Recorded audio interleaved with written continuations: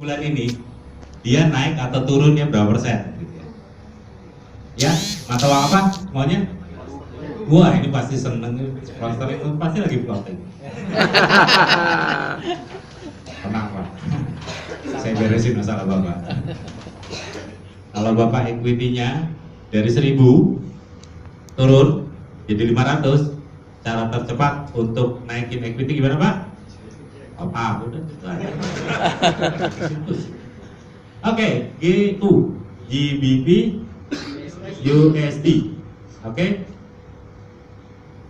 Dari Januari sampai hari ini, harga tertinggi USD berapa? GBP USD berapa? Harga tertingginya? 1,3120, harga tertingginya. Harga terendahnya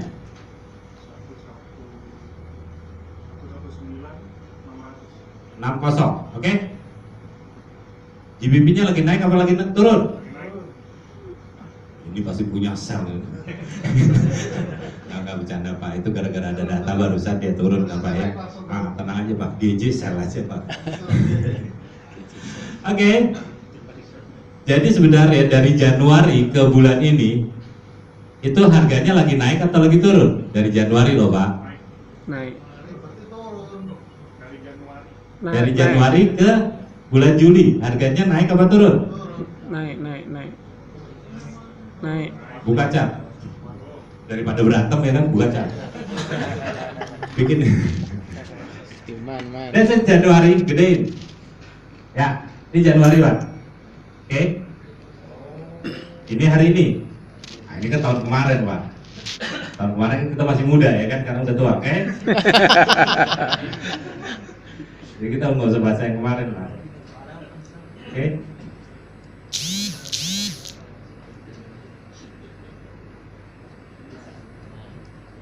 Ya, oke. Kelihatan ya? Ini Januari, Juli. Jadi kalau tanya, ini grafiknya naik apa turun? Gampang Pak. Kalau dia dari di kiri, di bawah, terus kanannya naik, atas ini udah naik Pak, udah. Bisa pusing-pusing nentuin tren. Susah. Oke? Ya kan? Jangan lihat dari sini-sininya Pak, stres ini Pak. Ya kan? Itu kan top up semua. Baru take profit, oke? Nyantai aja Pak. Pusing soal kalau trading itu kalau dibuat pusing Pak, kalau dibuat enggak. Apalagi nggak trading, wah tambah pusing. Oke. Jadi dia naik kan? Nah pertanyaannya, Bapak lagi apa? Lagi nggak bersahabat rezekinya ya kan? Kita sell di sini ya kan? Pas nih Pak, satu-satunya di dunia nggak ada lagi nih. Sell, terus naik, 7 bulan naik. Pertanyaan saya berapa persen kenaikannya? Oke, cara ngitungnya gimana? 1,3120 dikurangi 1,1960 dibagi harga low-nya 1,1960 kali 100%. Berapa kenaikannya? Berapa kenaikannya? 11% Pak. Kalau nggak percaya hitung sendiri Pak. Langsung aja Pak, hitung ya gitu. Oke? Cuma 11% Pak. Uang Bapak berapa persen? 30%. Nyantai aja sih. Dari mana Pak Losnya? Ya cuman kan tadi Pak Alek ngajarin teknikal. Nanti insya Allah saya ngajarin fundamental kalau nggak kemalaman ya kan. Masa iya sih kita nge-sell di bawah gitu kan? Apes banter gitu. Oke? Diruat Pak. Jadi intinya adalah nggak usah belajar fundamental sama teknikal kalau duitnya cukup Pak. Itu Bapak nggak MC Pak. MC. Pertanyaan saya kan simpel sebenarnya. Bapak trading berapa sih? 0,01. Untuk uangnya tadi berapa? 3 juta atau 300 dolar. Nah sekarang Bapak dari awal sampai sekarang udah tambah berapa? Lebih kan dari 300? Ya kan? Iya. Ya, tapi kan kita nggak buka sesi curhat ya Pak. Jadi kita terusin aja. Nah Kalau uangnya cukup, ya, jadi gimana Pak? Nyantai-nyantai aja Pak trading, ya. Terus nanti gimana? Saya mau average. Kata Pak Alex nanti kalau ketemu bearish engulfing, saya katanya, ya tambahin lagi Pak 6 juta lagi, 3 juta lagi, saya lagi pasti dapat Pak. Untung nggak rugi, pas no, balik lagi duitnya. Kayak juta, 3 juta, udah balik lagi 6 juta. Ya kan? Gitu loh. Coba Anda hitung dari awal Anda masukin uang, udah berapa habis? Insya Allah sih sudah lebih ya, $3. Oke? Nggak apa-apa, tenang aja. Saya pertama kali ketemu bisnis ini saya sampai 7 tahun yang lalu saya habis 17 miliar. Duitnya apa? Duit rame-rame lah. Ada duit keluarga, ada duit saya, ada duit saudara. Makanya saya mendingan jalan apa ada, karena Pak Alex bukan saudara. Oh, sempat saudara pinjemin duit sama saya. Jadi ya, kalau Bapak dan Ibu mengatakan pernah nggak saya duduk di kursi panas Bapak dan Ibu? Pernah. Iya, 17 saya udah lunas belum? Ya belum lah. Emang gampang kalau ini. Oke. Itu nggak akan saya bahas, tapi intinya adalah nggak usah dibahas ya tentang urusan orang. Yang kita akan bahas adalah bagaimana setelah itu kita bisa nutupin, kita bisa berubah apa enggak, mau berubah enggak. Jadi yang penting adalah MM-nya benar dulu Pak. MM-nya benar dulu. Kalau nggak punya duit 3 juta, jangan trading. Terus gimana? Ya demo lah. Demo sampai apa? Sampai bisa. Udah bisa, pasti tenang tradingnya. Baru kita belajar arah market, baru kita belajar teknikal. Udah selesai. Ya kan nggak ada pertanyaan? Udah malam. Oke. Ada pertanyaan nggak? Ya, ini intisarinya money management. Ini mau emas, mau apa segala macam, hitung aja sendiri. Itu paling cuma berapa persen lah. Emas paling baru naik turun 10%. Gak usah takut. Oh itu kan berisik-berisiknya itu kaki ke atas, balikin situ-situ juga. Nyantai-nyantai aja kalau trading gitu loh. Jangan kagetan. Anda panik, uang Anda habis. Jadi nyantai-nyantai aja. Kan cuma bayar masel doang ya kan. Lebih repot Anda ke Makau ya kan, coba roulette tuh banyak bener angkanya ya kan. Disuruh masak terus ribet. Cuma bayar masel doang. Makanya tekniknya yang dikasih sama Pak Alex tadi itu teknik paling simpel, jangan dibikin ribet lagi. Udah cari yang gampang-gampang aja, kan bayar masel. Oke, sama wait and see, diumin aja, pasti aman uangnya. Oke, ada pertanyaan? Saya nggak akan ulang lagi money management. Ada pertanyaan? Pak itu cuma satu posisi, iya cuma satu posisi 30%. Lah kalau dua posisi berapa? Ya 15% uang Anda. Benar nggak? Kepemilikannya kalau dua posisi tandanya berapa? 15% kan? Satu tahun pergerakan berapa? 23 ya lewat juga Pak kalau dua posisi. Kan kita senangnya kan nambah posisi nggak nambah duit ya. Itu namanya nambah masalah Pak. Oke.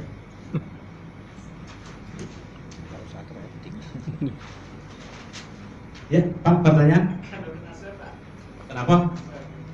Nggak usah pikirin.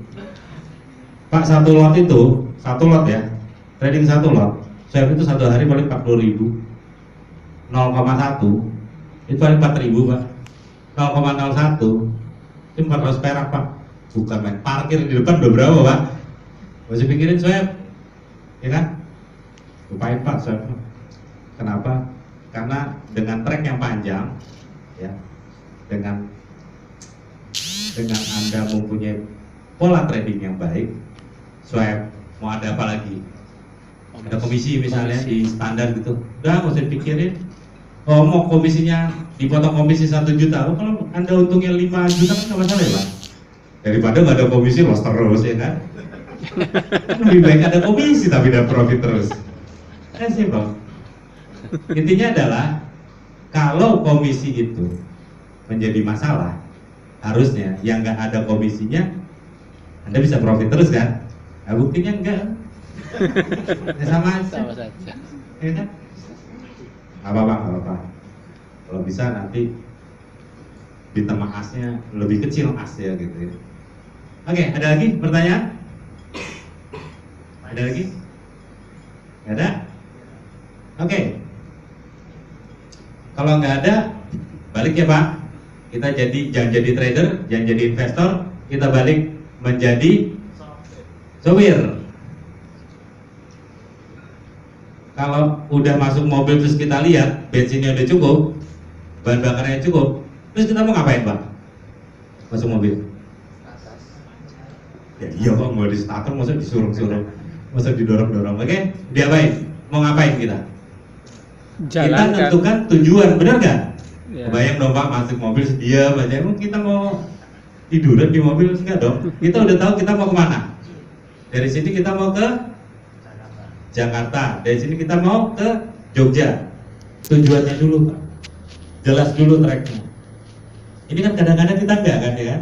Baik gitu, pas turun bingung, naik juga bingung, ini maunya apa gitu. Pas jalan naik, TV-nya di mana gitu, pas turun ini sampai mana gitu. Banyak kan nanya nih Pak. Oke, mau kemana? Arahnya mau kemana? Fundamental berbicara masalah arah. Arahnya mau kemana? Oke. Nah, arah besarnya mau kemana? Pertanyaannya adalah US mau kemana? Pound mau kemana? Euro mau kemana? Kan cuma itu aja Pak. Kalau bisa jawab gimana Pak? Iya, kasih profit. Kenapa nggak profit? Ya kan belum tahu arahnya. Kenapa belum tahu? Kan belum saya ngajarin, ya kan? Gampang lah. Oke? Bapak dan Ibu, untuk menentukan arah market, ya, fundamental. Dari fundamental itu ada satu yang perlu Anda perhatikan, yaitu faktor keuangan. Dalam suatu negara, faktor keuangannya yang harus dilihat, itu arah market. Jadi nggak usah yang aneh-aneh. Faktor keuangan. Kebijakan keuangannya bagaimana? Di dalam suatu negara ada dua kebijakan. Satu namanya kebijakan fiskal. Contohnya apa kebijakan fiskal? Oh ya, ini yang tadi lupain ya. Yang tadi itu matematik. Sekarang mau ke ekonomi Pak. Ya. Jadi yang bukan ekonomi silakan keluar semua. Gitu. Contohnya adalah tax amnesty. Ini kebijakan fiskal adalah kebijakan keuangan yang ditentukan oleh pemerintah. Ya, pemerintah kayak pajak, pengampunan pajak itu ditentukan oleh kebijakan fiskal. Yang kedua itu adalah kebijakan moneter, kebijakan keuangan yang ditentukan oleh bank sentral. Contohnya adalah suku bunga, QE, taper, rate hike atau dia mau turun suku bunga. Oke, dan ini adalah arah yang sebenarnya. Ini arah sebenarnya.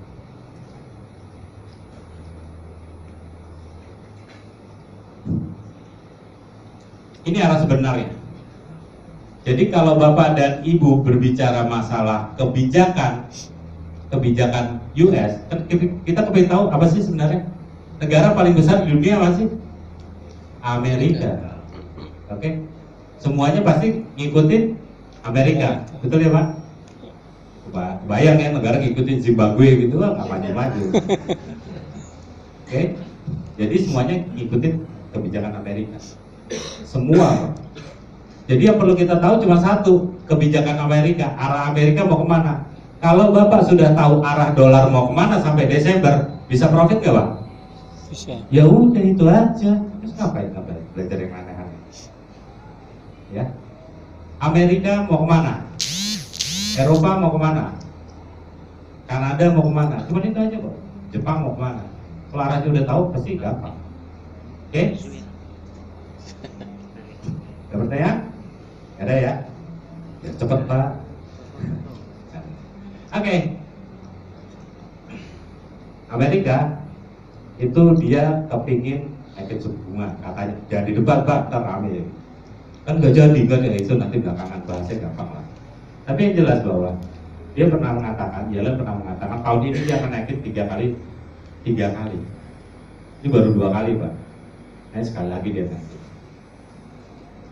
Ya, sekali lagi dia naikin. Apakah benar mau naikin apa enggak? Ntar kita bahas, Pak. Ya.